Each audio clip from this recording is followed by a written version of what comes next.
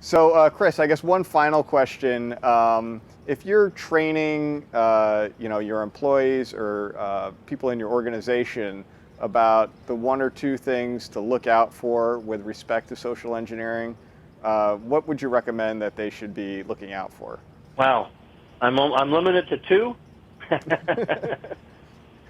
uh, I would have to say probably first and foremost is phishing emails, and more targeted phishing emails, right? So this would be number one. It's just that we're still seeing lots of general phish, but we are seeing a lot more targeted phishing emails coming to people because of how much social media is being used by everyone. Right. They're on every social media platform known to man, and attackers are quickly learning how to get that data. And with the breaches from healthcare and Target and all these other big companies, guaranteed your name's out there somewhere in some black market sales event, and that is being used to scrape data on you, and they're developing mass amounts of spear phishing emails. So that's number one. And number two, I would say, is vishing.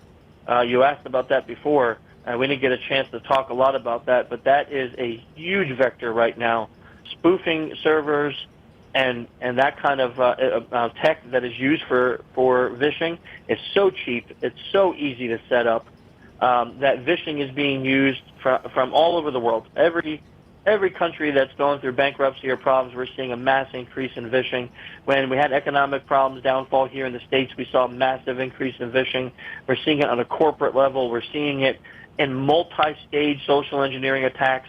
Well, they'll send you a phish and then call you on the phone right after to get you to click malware that's in the email.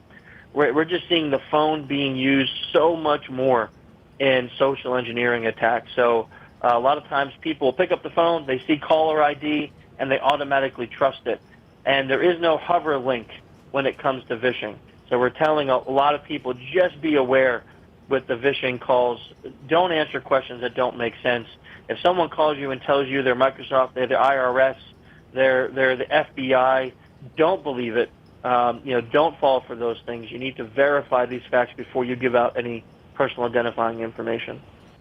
Yeah, definitely. And with vishing, I think there's still most people kind of think if I'm getting a phone call, there's a lot less likelihood that it's going to be some kind of malicious, person on the other end. Whereas with email, probably 10 of my emails are bad and one's good, So there's definitely, people are trained to know about email a lot more than the phone type of phishing. So I agree. It's one that is definitely on the rise. And people should be wary when they're receiving a phone call. Is this really my bank? Is it really whoever? And if it is, don't give them your info. Call them back instead of trusting that they're who they say they are. I agree 100%. And because vishing does take the human element, you need a person to make vishing work. It is, like you said, it's not as frequently used as phishing, but it's being used more and more. I mean, just this past few months ago, there was a huge IRS vishing, and they had call centers of dozens of people, dozens and dozens of people in these call centers, just randomly calling people each and every day, telling them that their behind tax from 5 years ago is going to lead to an arrest warrant, and getting people to either give credit cards or Western Union or PayPal money over. And we're talking about $4,000 to $7,000 per person was the average loss. And this is all over the phone. So, you imagine if you're only getting a 5% close ratio, but you're doing thousands of calls a day, it still ends up being hundreds of thousands of dollars a week in loss just from one call center. And they had multiple call centers set up. Vishing is it's a huge vector right now.